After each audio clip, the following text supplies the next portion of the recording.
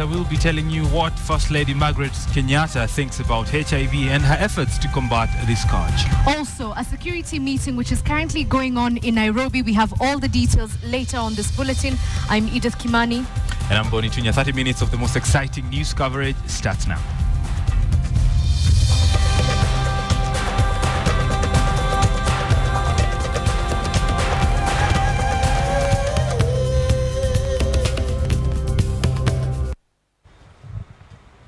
Welcome to the program. Now, the AU Summit of Heads of State and Government has adopted the decision to push for the ICC cases against President Uhuru Kenyatta and his deputy William Ruto back to Kenya to be handled locally. Well, KTN's political editor Noah Otieno now joins us from Addis Ababa in Ethiopia, where the closing ceremony is just beginning.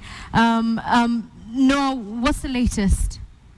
I understand we'll get Noah later, but the pictures you're seeing there are from the AU summit, which has ended in a rather controversial way, with African leaders passing a resolution urging the International Criminal Court to refer back to Kenya the crimes against humanity cases against the country's top leaders. Elsewhere, the Parliamentary Committee on Administration and National Security has retreated to the Safari Park Hotel to prepare its report on the nomination of Francis Kimemia as Secretary to the Cabinet. Now, the report is expected to be tabled before the House tomorrow. The committee has earlier in the morning met the Ethics and Anti-Corruption Commission, the commission which is opposed to Kimemia's nomination over what it terms as involvement in mega corruption and abuse of office, presented a report detailing its concerns to the committee. The morning meeting, which was conducted behind closed doors, came just 2 days after Kimemia was vetted by the same committee. During the vetting on Friday, Kimemia denied allegations of corruption, political bias and nepotism during his tenure as head of civil service and secretary to the cabinet. The Ethics and Anti-Corruption wants Parliament to reject Kimemia's nomination. A few issues which we wanted clarified by Kimemia and the director or the CEO of Anti-Corruption Commission. And this very morning we started with Banalake on the allegations that were contained in his letter. I think he gave us a very comprehensive brief. And after that we met Mr. Kimemia to also respond on the contents of that letter. And we've gotten sufficient information that will be put in our report. Of course, I'll inform you that we will compile the report the whole of today and half of tomorrow, after which we will table it in Parliament.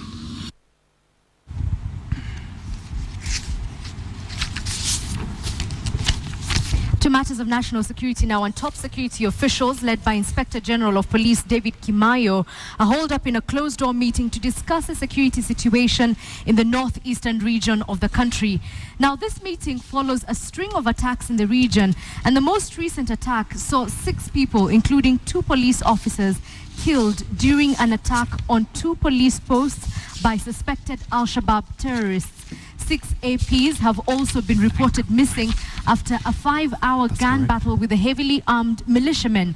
Police reports indicate that the gang could have consisted of at least 30 people. Now, following the attack, a Twitter account believed to be controlled by the Al-Shabaab wrote that, and I quote, "The prisoners were now firmly in their hands." And the person who is following that story for us currently in Nairobi is Betty Kialo, who is following the closed-door meeting. Obviously, not very many details coming out. But Betty, do we know what is expected to be discussed and if it's going to be a long-lasting solution? Because we've seen such meetings after every attack, but they seem to always be recurring. Well, good afternoon, Edith. Thank you very much. Well, we're still waiting for the meeting to start, and of course, we are hoping that the leaders will indeed come up with solutions and long-lasting solutions for that matter to make sure that these attacks do not continue. Like you said, the meeting has been convened by the Inspector General of Police, David Kimayo, and reports reaching us also indicate that MPs from the northeastern region of Kenya have been invited for that particular meeting. We're yet to know who exactly is there, but we'll be keeping tabs on that. The other thing that we can say for now is that the Kimayo's deputies, Grace Kaindi and Samuel Arachi, have also been sent to Garissa to assess the situation ahead of today's meeting. We're keeping tabs on that story, still waiting for that closed-door meeting to come to an end, and we'll be able to update you.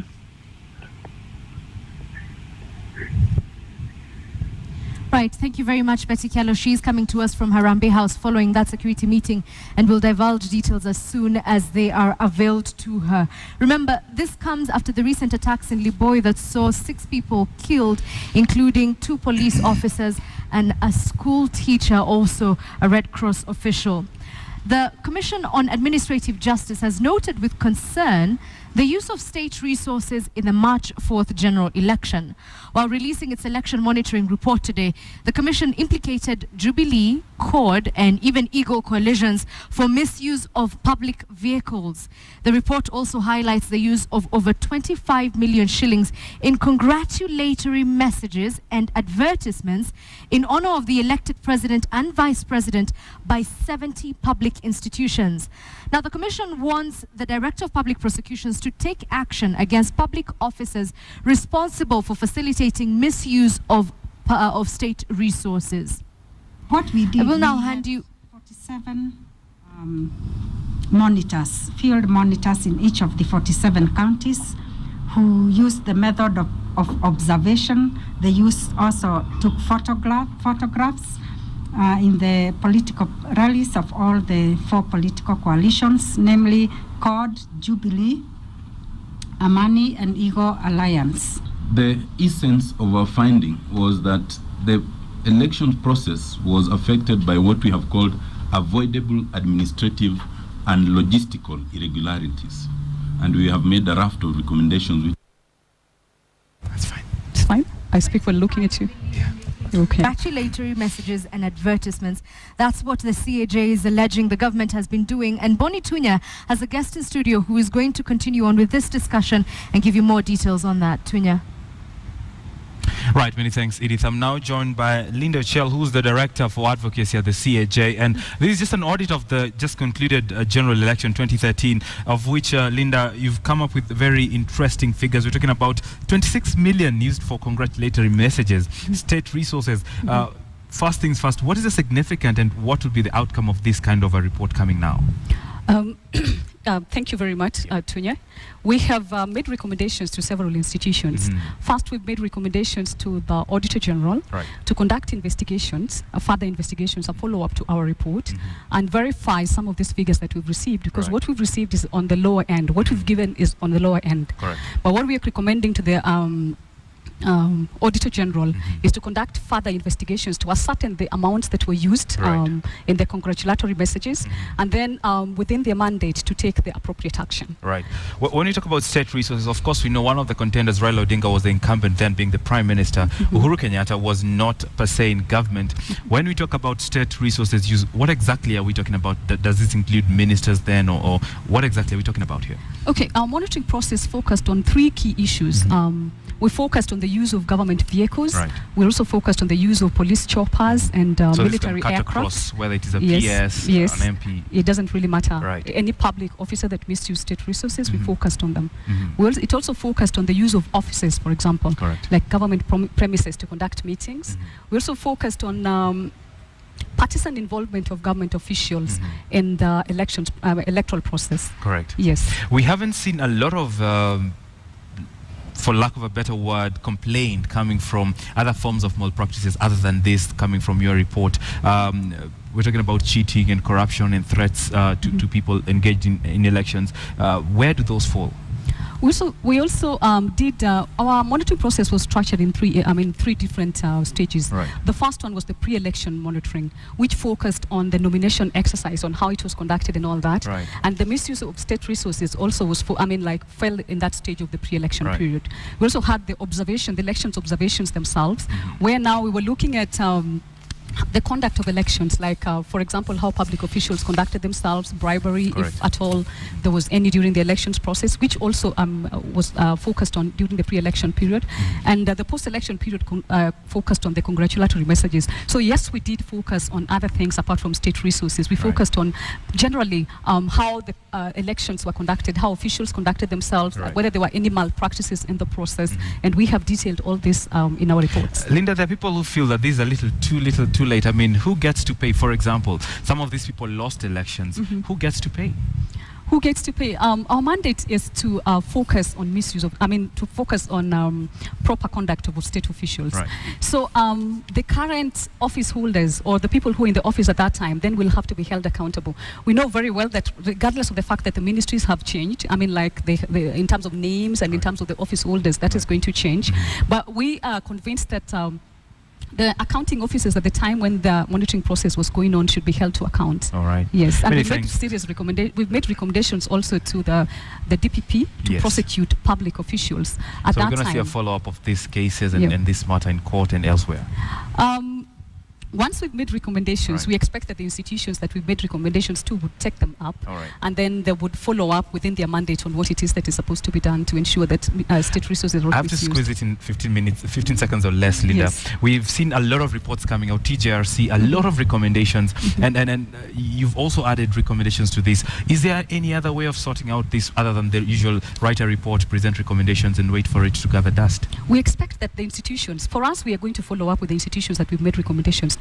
We expect that since we have the evidence in audio and in print, and we have affidavits that was sworn by our monitors on the ground and our staff, we can actually forward this information to the public, to the DPP, and ensure that they conduct prosecution. So what we will do is that we ensure effective follow-up of the recommendations that we've made. So we'll just not let the reports lie in It will not gather dust. It will not just gather dust, but we're promising members of the public that we are actually going to follow up consistently and ensure that action is taken. We will indeed make time to see if indeed that actually happens. Many thanks, Linda Uchelfu, Director from CAJ, for just shedding light on this audit of the just concluded elections where there was massive misuse of state resources in that particular elections. Of course, we'll be following to see if indeed that report gets implemented. But back to our top story in Addis, where the AU Summit of Heads of State and Government has adopted the decision to push for ICC cases against President Uhuru Kenyatta and his deputy William Ruto back to Kenya to be handled locally. Now, KTN's political editor Noah Otieno now brings us the very latest from Addis, where the closing ceremony is just beginning. What do we know, Noah, so far? Well, thank you very much up there in the studio in Nairobi. These are the dying minutes of the 21st Ordinary Summit of the Assembly of the African Union. And we know for a fact that the African Union heads of state and governments have adopted the decisions of the foreign affairs ministers from African Union countries. The foreign affairs ministers from the AU countries had decided that the African Union should, as a bloc, push the International Criminal Court to return the cases against President Uhuru Kenyatta and also President Omar al-Bashir of Sudan back to their respective countries, so that it is not seen as the International Criminal Court is being used to embarrass sitting heads of state from African countries. We also know that in last night's deliberation of the African Union heads of states and governments, they decided to tone down a bit the tough language that had been used by the foreign affairs ministers in their draft decision. So it will be more diplomatic in language,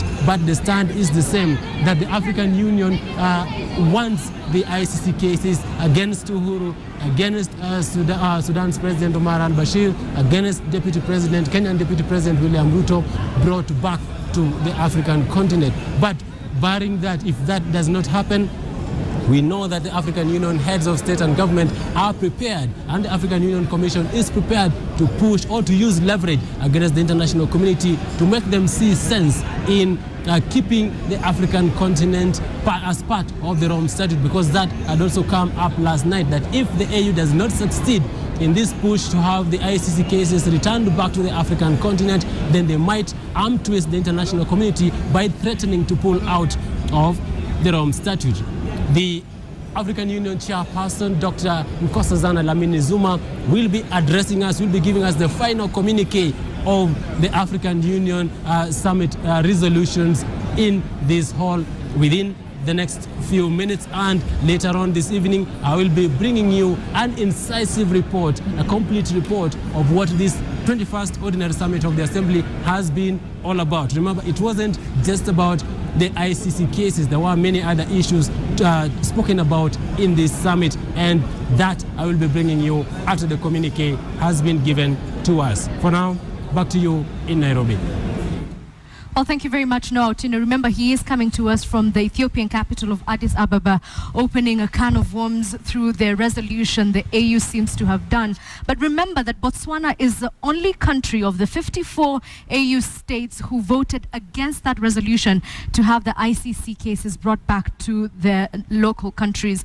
Now, if you're a resident of Nairobi, you better have a water barrel ready and fill it with water, because the residents of Nairobi have been warned of an imminent water shortage to last the next 5 days. Now, this follows the destruction of a water pipe in Nairobi Spring Valley area that transports 20% of Nairobi water supply to upper parts of the city. The pipe that channels water from Gigiri to Kabete, where it is purified before distribution, was mistakenly destroyed by a construction company in the area. Although the damaged pipe has been repaired, the Nairobi Water Company says it may take up to 5 days for water supply in Nairobi to normalize. Areas to be affected include State House, Langata, Karen, Kilimani, Lavington, Kawangware, Parklands, Gigiri, as well as the Kenyatta National Hospital.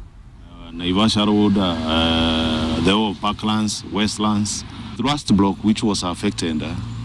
If you used a normal cement, it could have taken 21 days to cure, to attain the strength which can withstand the pressures of the water. But now we used some additives which quicken the setting of the cement. Away from water matters, let's talk about security. Police in Makuyu have unearthed a car theft syndicate in a woman's homestead in Kagaa village in Maragua constituency of Murang'a County. Now, the operation was successful following a tip-off from members of the public that a matatu plying the Nairobi-Githurai route was driven into a homestead in the evening. And after invading the home, the police found vehicles already dismantled, as well as car parts from other vehicles. 6 suspects have been arrested in connection with the car theft, among them a 55-year-old woman and a mechanic and a border operator based in Kennel Town. The operation attracted villagers who said that the 55-year-old woman lives alone, but none of them had ever had a glimpse of her homestead. The operation follows another car theft syndicate that was unearthed in Lari just 2 days ago, and police are investigating the latest incident. Moving on to a story we highlighted earlier, First Lady Margaret Kenyatta made her maiden speech during the 12th Extraordinary General Assembly of the Organization of African First Ladies Against HIV/AIDS, OFLA, if you like. The Addis Ababa, Ethiopia Assembly of the AFLA, which coincided with the 21st Ordinary Session of the Assembly of the Heads of State and Government of the African Union, brought together First Ladies from across Africa to establish a strategic alliance with other global regional bodies to fight HIV and AIDS in Africa.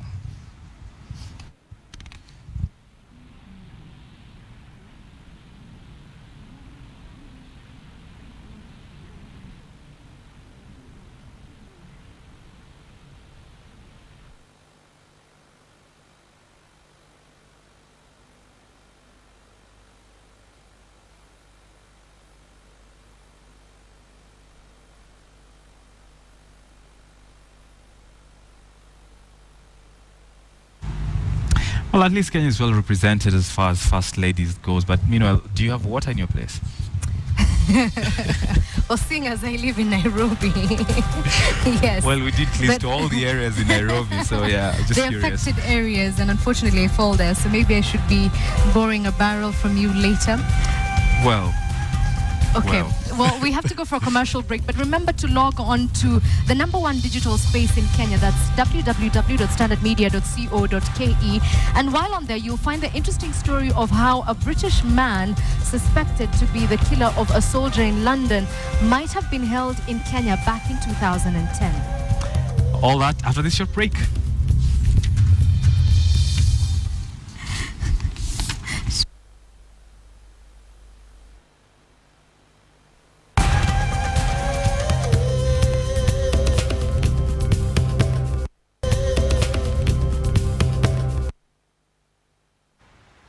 Welcome back to the program. Let's take a look at what is happening in the world of business. We'll start with matters of ICT. Now, as banking institutions work to increase their bank account holders, forensic data handlers in the country are working towards increasing the number of data accounts in Kenya and across the region. Today, the East African Data Handlers Managing Director unveiled an automatic online backup that will allow business entities to back up their data online. The software is configured to allow Kenyans to store unlimited data online and access it at all times should there be data loss or accidental deleting of data. Initially, we had about 5 terabytes of data when we started off. Right now, it's growing by about 40 terabytes of data every month. And we are hoping to grow to about 100 TB of data every month to whatever number it gets to. We currently have about 3,000 different accounts, mostly corporate and individuals. We would like to grow it to about 1 million before the end of the year, meaning that we'll have about 1 million people storing their data on our data center. Every year, if we're able to grow it by about 500,000 to about 250,000 there going on, would be a good number to increase the number of users.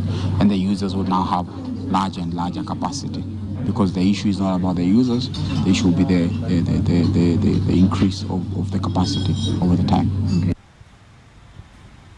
Right, and the Swedish government's financial support arm, Swedfund, has acquired a 20% stake in AAR Healthcare. The fund invested 255 million shillings, which will go towards the expansion of AAR's outpatient clinics in Kenya, Uganda and Tanzania. AAR is also planning to venture beyond clinics and has unveiled a plan to either acquire majority stake in existing hospitals or build new hospitals as it seeks to increase access to healthcare throughout East Africa. The firm also plans to expand to Central and Southern African markets such as Malawi, Zambia and Botswana. It is good news because it is quite clearly, in our view, a vote of confidence, not only in AAR, but more importantly, in the future of the people and in particular the economy of our country. For any foreign or private equity fund to invest in any organization, it must be well run. And this gives us the confidence that we have understood our environment and we've understood how to run this particular business. The 30 years we've been around, we've learned lots of lessons and applied many of those lessons to our business that has made us to be successful today.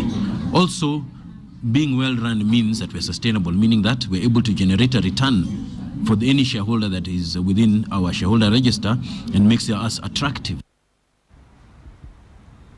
Let's have a look at the sports. And the high-altitude region of E10 hosted the North Rift region's Copa Coca-Cola matches over the weekend. And host Patuso Youth came up against Kapsowar Youth. The tie at the E10 Stadium ended in a 2-2 stalemate. Patuso dominated the initial proceedings, but were the first to fall behind when Brian Kimeli put Kapsowar in the lead with a well-calculated overpass kick. Patuso, however, responded almost instantly, but Boniface Kiplagat's reflex saved the day for Kapsowar, who maintained the lead a little longer. But Kiplagat would turn villain just a minute later as his hesitation in the area gifted Patuso's Alfred Wamales a chance to restore parity before the interval. The second half followed the same script as the first, as Kapsowar took the lead again, only for the diminutive Wamale to sneak in with an equalizer for Patuso in injury time. In another match, Kunji Santos beat Kapsabet Youth 2-0 with Peter Maina and Brian Musera registering their names on the score sheet.